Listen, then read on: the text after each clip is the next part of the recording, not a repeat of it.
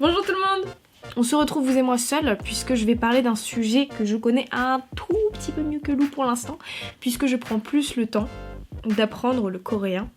Je vais vous donner toutes les techniques que j'utilise personnellement et que Lou parfois utilise aussi, puisque voilà, je pense qu'on est dans le même bateau, on a tous envie d'apprendre le coréen, enfin pas tous mais voilà.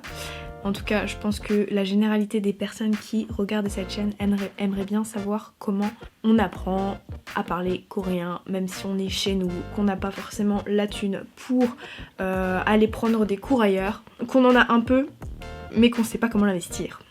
Donc voilà, je vais vous donner mes petites techniques, plus ou moins cheap. Et puis, vous me direz ce que vous en pensez. Cette vidéo est aussi la deuxième vidéo sponsorisée de notre chaîne puisqu'on est en partenariat avec Italki. Italki, c'est un site internet qui donne des cours en ligne. Alors forcément, moi je vous parle d'Italki par rapport au coréen, mais par exemple si vous voulez apprendre une toute autre langue, vous pouvez aussi. Donc vous pouvez aller checker, je vous mets de toute façon le lien en barre d'infos. Et puis on en reparlera un peu plus tard dans la vidéo. Voilà, c'est parti. 1, 2, 3, 1, 2, 3, 1, 2, 3, 1, 2, 3, 1, 2, 3. La première technique que j'utilise et que, à mon avis, vous avez déjà utilisée aussi, c'est celle de la K-pop. Il y a dans plein de chansons, il y a des termes coréens qui reviennent. Il y en a plein. Et forcément, au bout d'un moment, quand vous écoutez toujours de la K-pop, il y a forcément des mots que vous retenez. Vous savez pas forcément ce que ça veut dire, mais vous les retenez, vous les connaissez après un moment. Et puis au bout d'un moment, la curiosité prend le dessus, hein, faut bien le dire. Et puis vous allez checker sur internet. Et ça c'est une très bonne manière quand même d'apprendre le coréen, faut le dire, parce que voilà, une fois que vous avez un mot comme ça qui est dans votre tête, il part plus, parce que vous l'entendez tout le temps dans vos chansons favoris. Et forcément, c'est comme ça qu'on commence à apprendre une langue. D'ailleurs, si vous aimez bien cette technique d'apprentissage, je vous conseille la chaîne YouTube Korean Only ou alors Hanguk Only, qui est une chaîne avec plein de choses. Elle vous apprend le coréen de différentes manières, mais celle que j'ai retenue le plus sur sa chaîne, c'est vraiment celle où elle décortique les paroles de K-pop. Ces vidéos sont vraiment pas mal, elles sont marrantes, et puis elle explique vraiment bien. Après, je vous conseille quand même de parler un minimum anglais, puisque elle parle quasiment qu'anglais sur sa chaîne, avec forcément du coréen aussi. Moi, celle que j'ai vue, c'était BTS Spring Day et Blackpink. La dernière chanson de Blackpink, je ne sais plus comment elle s'appelle. Je suis nulle pour retenir les titres de chansons. C'est quand même pas mal d'apprendre comme ça. La deuxième technique que j'utilise et qui est plutôt pas mal, puisque moi j'ai une mémoire photographique, donc ça veut dire que voilà, tout ce que je vois je le retiens, enfin pas tout, mais voilà, en général j'aime écrire ou voir les choses, comme ça je les retiens mieux que quand c'est à l'oral. J'ai acheté 2 carnets qui m'ont coûté à peu près, je pense, maximum 4 € à Emma, et dedans, comme vous pouvez le voir, il y a écrit vocabulaire et là il y a écrit verbe. Parce que oui, en Corée, vous savez très bien que les verbes ont une importance un peu plus significative qu'en français. Et du coup, les verbes, ils peuvent aussi être des noms, ils peuvent aussi faire plein de choses que les nôtres ne font pas. Et j'ai écrit, bon voilà, tous les verbes que je vois en fait. Que j'entends, je les écris dans mes petits carnets, et comme ça quand j'ai un petit moment de libre, et ben je sais que j'ouvre mes petits carnets et je sais que voilà, je peux faire mes petites révisions de mots, de vocabulaire en coréen. Ça fait pas de mal. Et c'est comme ça que j'apprends. C'est quand même important vu qu'on part, hein. On part 1 an en Corée, on sait pas dire un mot. C'est peut-être un mot. Ou 2. Tellement de bordel les gars. Wow. T'as quelqu'un qui veut venir ranger ma chambre là? Parce que sérieux, faut pas regarder derrière. C'est l'apocalypse. La troisième technique que j'utilise, qui est un peu plus onéreuse, vu que j'ai quand même dépensé assez d'argent là-dedans, c'est tout simplement les livres. Puisque, comme dit auparavant, moi je retiens mieux quand je lis. J'achète des bouquins d'apprentissage. Le premier bouquin que j'ai acheté, c'était Coréen pour les nuls ou une connerie comme ça. Je l'avais à la base acheté pour Lou pour son anniversaire, sauf que je le trouve trop théorique et voilà, j'ai pas arrêté les cours pour lire des livres un peu chiants. Et j'ai vite arrêté parce que je me suis très vite lassée de ce livre. C'est toujours selon vous, ça c'est mon avis personnel, hein. mais je n'ai pas aimé ce livre. Quand j'ai commencé à apprendre le coréen, j'ai fait plein de recherches pour les cours et j'ai trouvé, je ne sais pas si vous connaissez, je pense que vous connaissez puisque c'est quand même assez connu pour l'apprentissage du coréen, c'est Talk to Me in Korean. Comme dit en premier point, il faut parler l'anglais pour pouvoir apprendre le coréen via ce système, puisque c'est que de l'anglais vers le coréen. Donc si vous parlez pas l'anglais, je vous conseille pas ce système parce que vous comprendrez déjà rien en anglais, alors en coréen, laissez tomber. Mais voilà, j'ai découvert ça par YouTube, forcément. Puisqu'ils ont une chaîne YouTube que vous pouvez aller checker qui s'appelle Talk to Me in Korean ou un site internet qui s'appelle talktomeinkorean.com et ils vendent aussi des livres, ils font aussi des cours audio. Premier point. Les vidéos sont vraiment pas mal. En général, qui font moins de 10 minutes, qui sont très bien expliquées et j'aime bien les profs. Franchement, ils sont vraiment cool. C'est en général des natifs. Il y a quelques étrangers qui parlent donc forcément complètement coréen, mais la plupart sont des Coréens, donc vous pouvez entendre leur petit accent mignon coréen anglais comme ça, donc c'est mignon.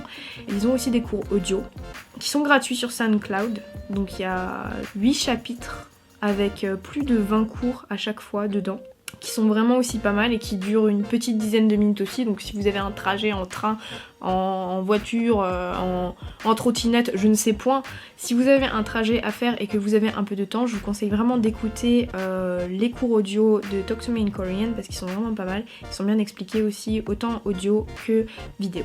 Mais la technique que j'utilise le plus en ce moment avec Talk to Me in Korean, c'est les livres. Les livres. En plus, je suis une grosse fan de livres. Je pense que vous le découvrirez plus tard. Mais voilà, j'adore. J'adore acheter des livres tout le temps. Et quand j'ai découvert Talk to Me in Korean, j'ai vu qu'ils avaient une vraiment très grande liste, très grande suggestion de livres d'apprentissage. Et forcément, ils avaient des petits livres comme ça. Bon, ça c'est le level 2 parce que le level 1 il est occupé par Lou, puisqu'elle l'emmène au travail en ce moment. Moi je suis au level 2 donc je vous montre celui-là. Donc c'est des petits livres comme ça qui vous font des cours, plein de cours avec des petites conversations, des petits exercices. Il y a plein de choses dedans qui vous apprennent très facilement le coréen et qui sont pas rébarbatifs, vraiment. C'est pas comme le livre que j'avais acheté en premier qui était un peu trop technique. Celui-là, il vous apprend vraiment pas à pas le coréen. Les questions les plus basiques sont là-dedans en fait. J'ai acheté le 1, le 2 et le 3. Le 3 il est là aussi.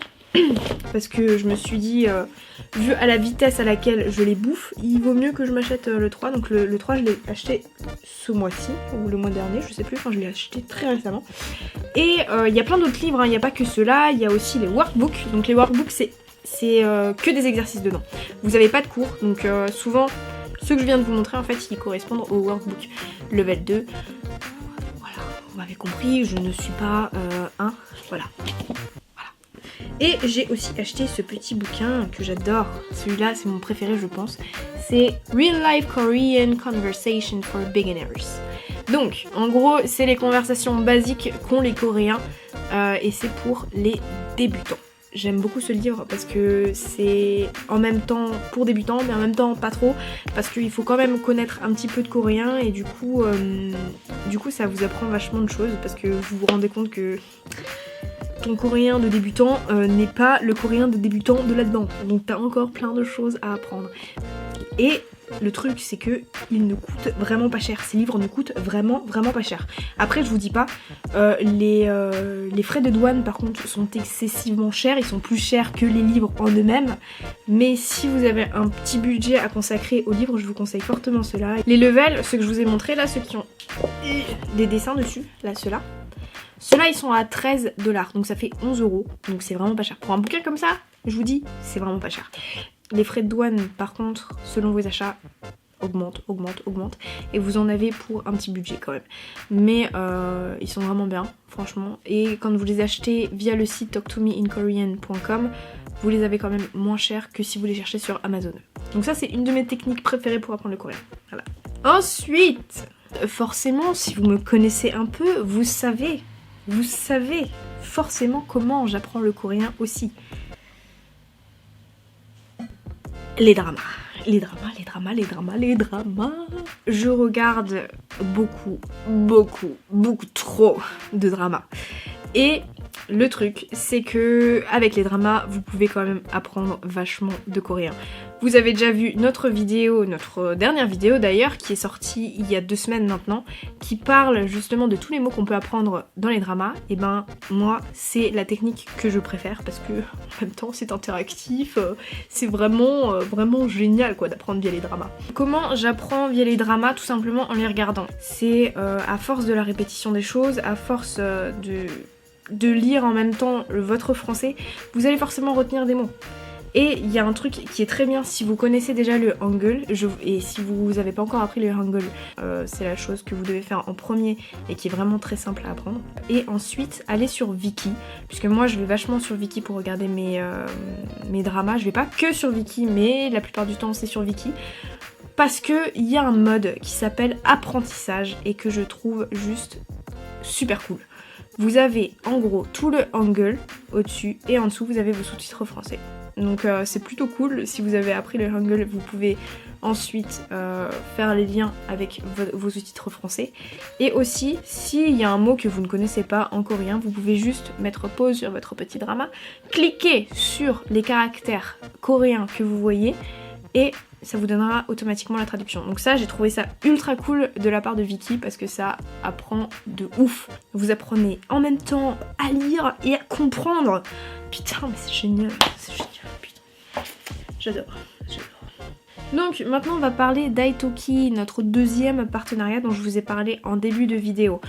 Italki, c'est comme dit une plateforme de cours en ligne qui donne accès à plein de cours de plein de langues et qui est ultra cool. Quand vous arrivez sur la page de démarrage de Italki, vous voyez bien que voilà, il n'y a pas que le coréen, hein, il y a plein de langues. Donc si vous voulez apprendre le japonais, le chinois, je ne sais pas, le thaïlandais, il y a plein de langues à apprendre. Du coup vous pouvez aller checker ça. Et une fois que vous avez choisi la langue que vous voulez apprendre, vous tomberez sur le choix des professeurs. Ce qui est cool, c'est que vous pouvez avoir une petite vidéo de présentation. Vous ne prenez pas au pif selon son introduction écrite. Il y a vraiment une petite vidéo de présentation qui peut peut-être vous donner envie de choisir quelqu'un spécifiquement. Ensuite, vous pouvez aussi faire un essai qui durera que 30 minutes et du coup qui sera moins cher que l'heure de cours. Mais bon, c'est plutôt cool quand même de pouvoir avoir une personne en face à face qui est par exemple à l'autre bout du monde, à qui vous pouvez poser absolument toutes les questions qui vous passent par la tête par rapport à la langue que vous voulez apprendre. Après, ce n'est que mon humble avis. Comme dit, le lien est en barre d'infos, vous pouvez aller checker ça immédiatement. On vous met aussi un petit code promo si vous voulez tenter de prendre un cours avec un professeur coréen. Donc vous aurez, il me semble, 10%. Donc voilà, je vous ai donné les 5 techniques que j'utilise personnellement pour apprendre le coréen. J'espère que ça vous aura aidé. Après, il y a plein d'autres techniques que vous pouvez utiliser. Je les ai pas toutes citées. J'espère que ça vous aura plu. Je vous mets tous les liens dont je vous ai parlé en description. Ne vous inquiétez pas. C'est-à-dire la chaîne, les 2 chaînes YouTube et Italki. Et on remercie d'ailleurs Italki de nous avoir contactés. Donc voilà, on se retrouve la semaine prochaine normalement pour une nouvelle vidéo. On est désolé, la semaine dernière on n'a pas pu poster de vidéo parce que j'étais malade, je devais poster celle-là. Mais malheureusement j'avais une gueule de merde, horrible, franchement horrible, un zombie. Donc je me suis dit on va éviter ça. Comme dit, portez-vous bien. J'espère que vous passez une très bonne semaine. Vous pouvez comme d'hab nous suivre sur Instagram et Twitter, c'est selon votre volonté, hein. Et puis on se retrouve du coup très bientôt. La bise.